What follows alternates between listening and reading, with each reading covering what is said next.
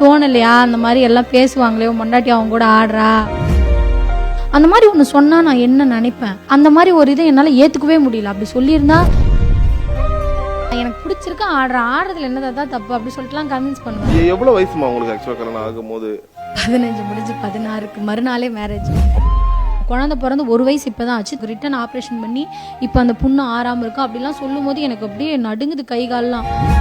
அழதான் தெரிஞ்சுது. அப்போ இவ எதுக்கு ஆடுறா அப்படின்னு சொல்றவங்களுக்கு தைரியம் இல்லை. அவ எதுவும் பண்ண மாட்டா, அவ சரியா இருப்பா அவ இதில் அப்படின்ற நம்பிக்கை என்ன.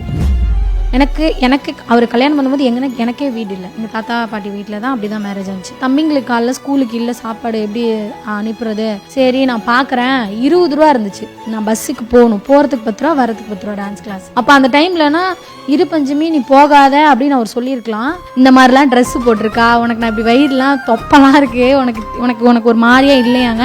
அதை பற்றி நான் கவலைப்பட்டதே இல்லை.